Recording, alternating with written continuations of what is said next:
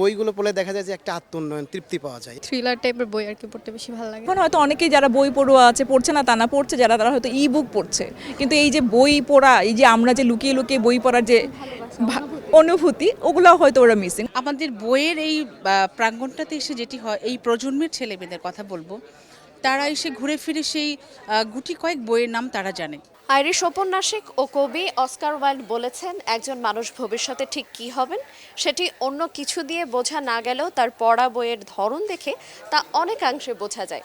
তবে চলুন আজ জেনে নেওয়া যাক বইপ্রেমীরা ঠিক কী ধরনের বই পছন্দ করেন। আপনাদের সঙ্গে আছি আইরিন আয়াত।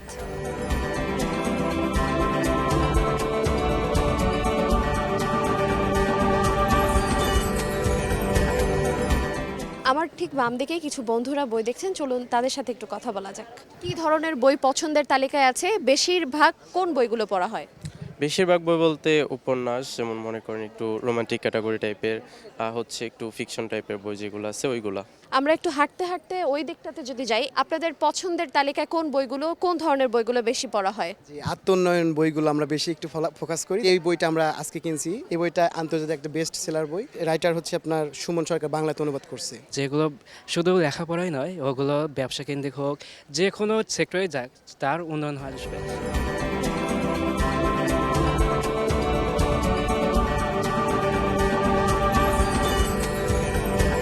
আপনাদের তিনজনের কাছে আমি যে বিষয়টি জানতে চাই, তরুণ তরুণীরা মানে বর্তমান প্রজন্মে আসলে কি ধরনের বই পছন্দ করছেন? কিছু শ্রেণীর মানুষ আছে যারা উপন্যাস টাইপের বই পছন্দ করে, আবার কিছু আছে একটু রোমান্টিক চায়, আবার কিছু আছে থ্রিলার। তো এরকমই ভাগ আছে, যার যার যেটা ব্যক্তিগত পছন্দ আর কি।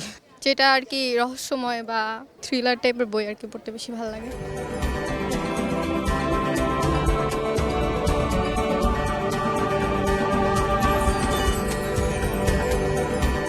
মেলায় হাঁটতে হাঁটতে আজ আমরা আমাদের সঙ্গে পেয়ে গেছি বিশেষ এক চরিত্রকে, যিনি অভিনয় শিল্পী, কিন্তু আজ আমরা তাকে মেলায় পেয়ে গেছি লেখিকা হিসেবে। আপু কেমন আছেন?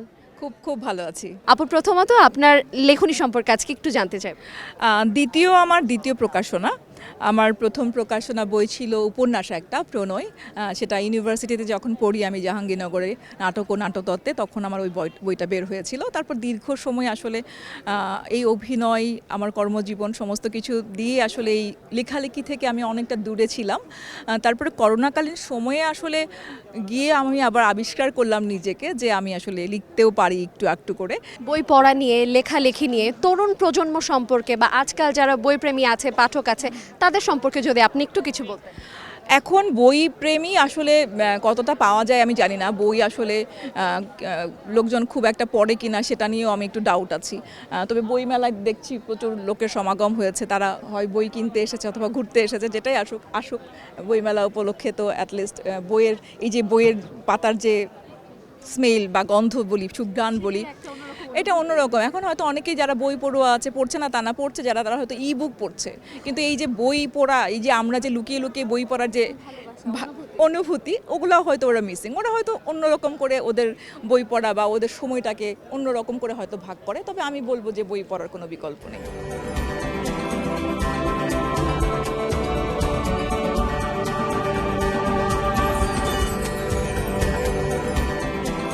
আজ মেলা ঘুরে ঘুরে আমরা বিশেষ কিছু চরিত্রকে বারবার পেয়ে যাচ্ছি, এটি সৌভাগ্যেরই বটে। আমার সঙ্গে এই মুহূর্তে উপস্থিত আছেন শানু আপু, যিনি অভিনয় শিল্পী এবং পাশাপাশি লেখিকা।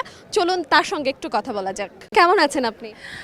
খুবই ভালো আছি, কারণ আমি প্রতি বছর বইমেলার জন্য একজন লেখক হিসেবে, একজন পাঠক হিসেবে এতটাই অধীর আগ্রহে অপেক্ষায় থাকি।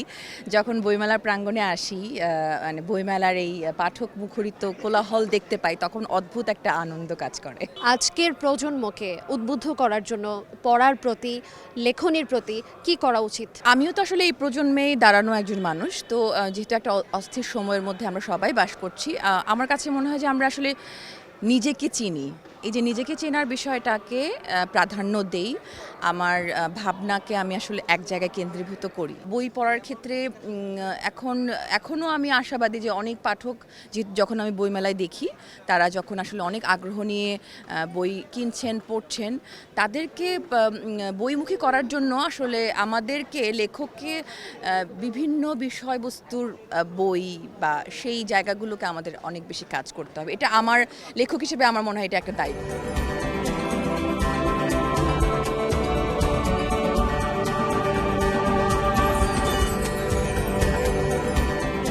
আমার সঙ্গে এই মুহূর্তে উপস্থিত আছেন গীতিকবি এবং উপস্থাপিকা অধরা জাহান। আপু কেমন আছেন? খুব ভালো আছি আয়াত, আপনি কেমন আছেন? আমিও খুব ভালো আছি। উপস্থাপিকা হয়ে কেন লেখিকা? উপস্থাপিকার আগে আমার বোধহয় লেখক সত্তার সাথে সম্পর্কটা হয়েছিল আমি যখন ক্লাস 6-এ পড়ি।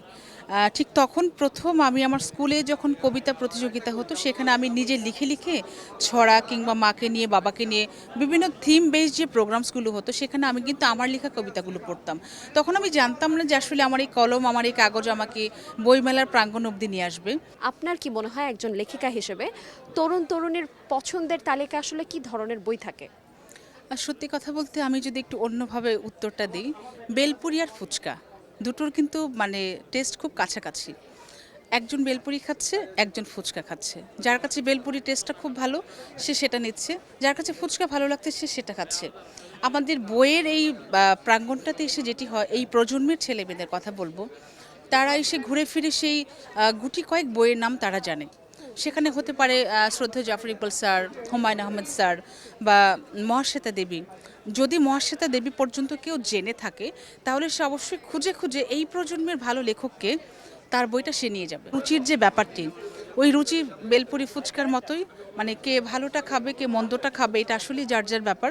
কিন্তু আমি যখন লেখক, আমার দায়বদ্ধতার জায়গা থেকে আমাকে পাঠকের কথা মনে রেখে এবং আমার আগামী প্রজন্মের কথা মনে রেখে আমাকে অবশ্যই ভালো কিছু রেখে যেতে হবে।